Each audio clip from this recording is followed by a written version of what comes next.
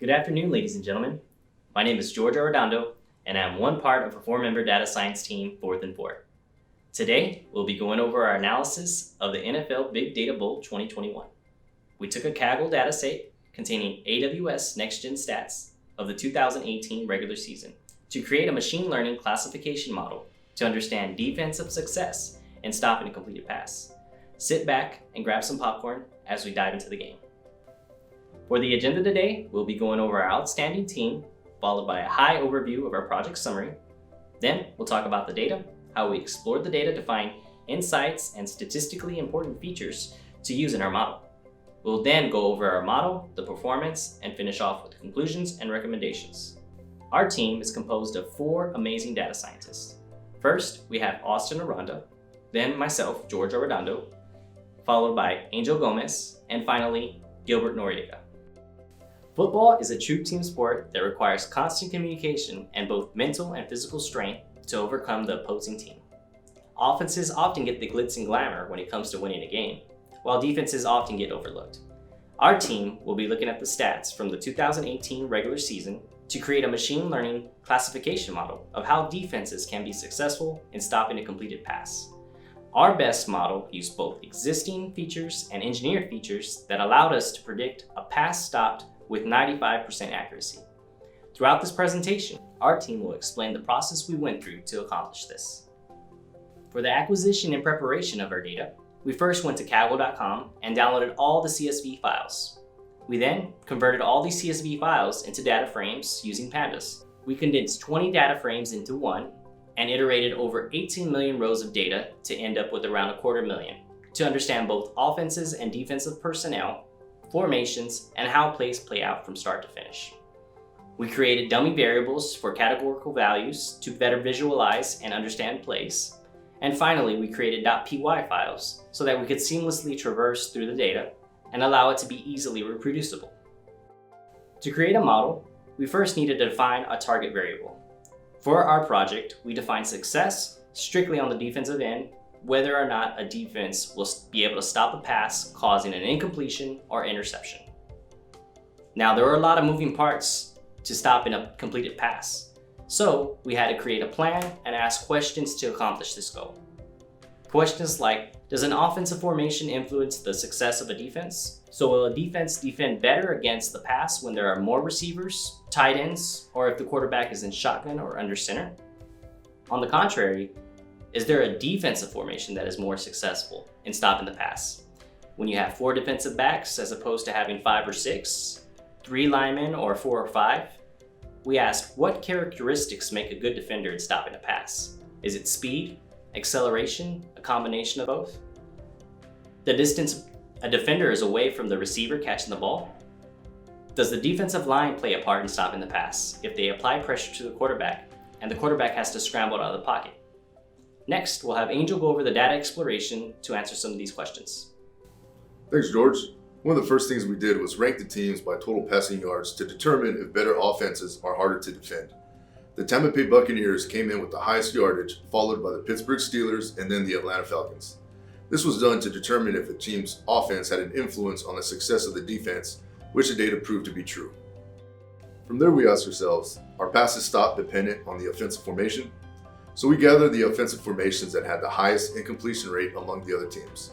The shotgun offensive formation, where the quarterback receives a snap 5 to 7 yards behind the line of scrimmage, had the highest in both incompletions and completions.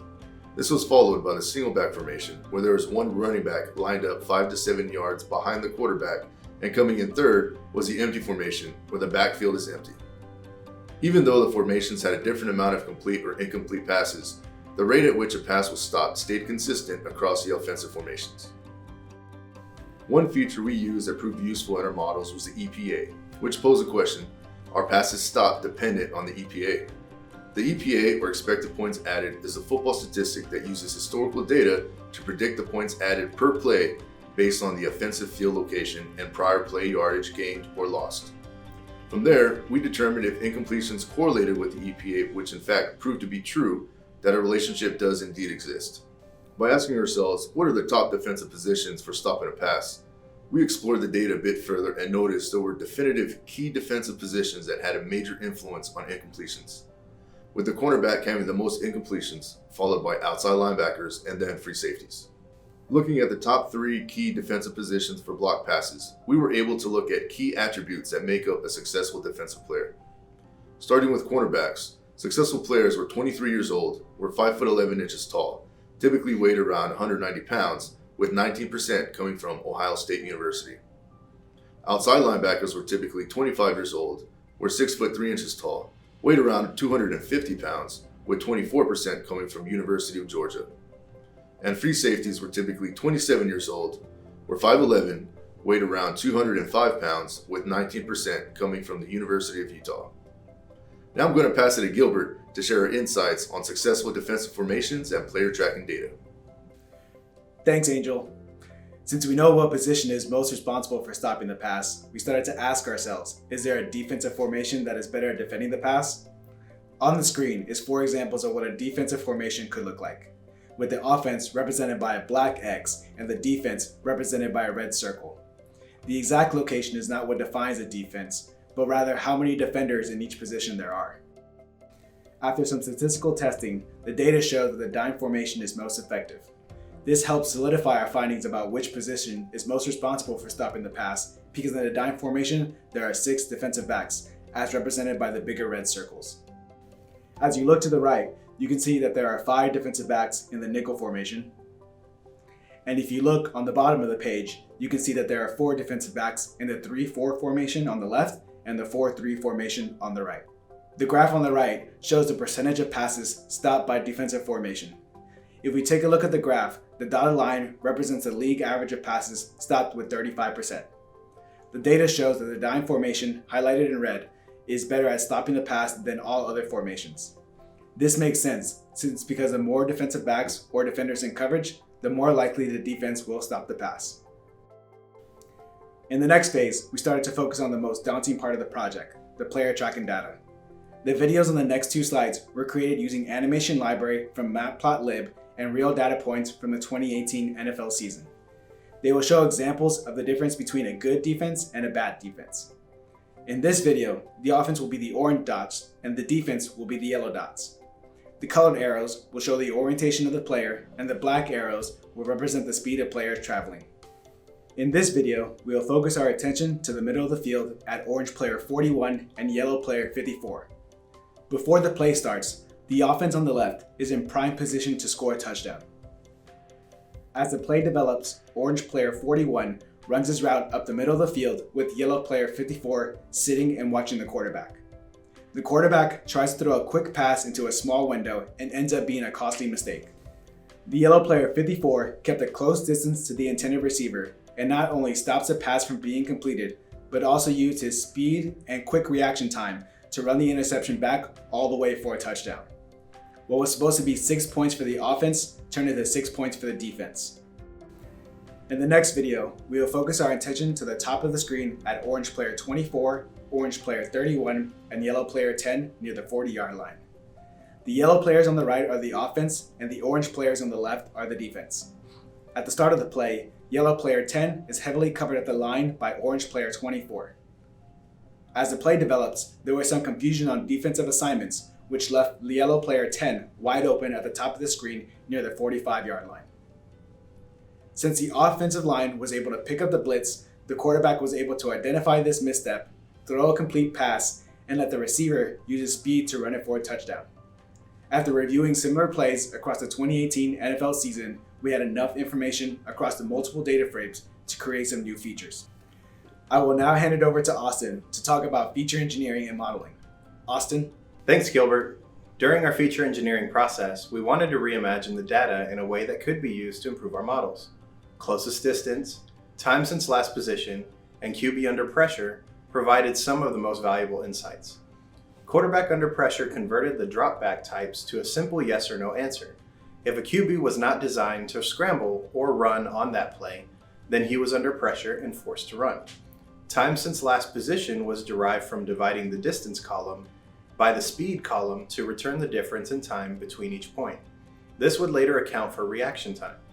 Defensive formation assigned names to each formation based on the amount of defensive backs that were present during the play. Lastly, closest distance was a column created to define which defender was intended for the receiver who was throwing the ball. This was very beneficial for not only the model, but in defining the best defenders. During the modeling phase, our random forest model had performed the best with 93% accuracy on validation. However, after feature engineering and research on gradient boost method, gradient boost outperformed random forest by 2%. Although gradient boost is more accurate, it does come at a cost of computation.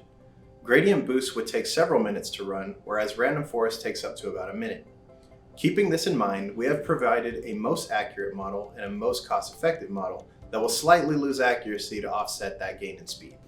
The top features were EPA, which as discussed earlier, is the current statistical algorithm used by the NFL today to predict the amount of yards an offense should lose or gain based off of previous plays. Closest distance, closest X and Y points on the field, how many yards to go until a touchdown, time since last position, and the direction orientation. Given that our model performed with 95% accuracy, we wanted to measure our predictions. Majority of the time, our model was very good at predicting when a pass would be complete or incomplete. But there were a few times that our model predicted an incomplete pass and it was actually caught, and vice versa. We determined this was where the DeAndre Hopkins and Marlon Humphreys of the NFL live, the moments in football that cannot be explained by data because some players just have that X factor. We created this visual to better understand the gradient boost model. It begins by trying to answer one basic true or false question. In this case, was the pass stopped? Then what the model will do is it will iterate through a series of randomly selected true or false questions and come to a conclusion of what the model concludes as a stop pass. If we look from left to right, every iteration through our model will become clearer and clearer, asking hundreds and hundreds of questions until it reaches the best series of questions to answer and in what order. After reaching its highest point of clarity, the model will be able to accurately predict if a pass will be completed or stopped by a defense. In conclusion, our gradient boost model was accurate 95% of the time at predicting a pass being stopped.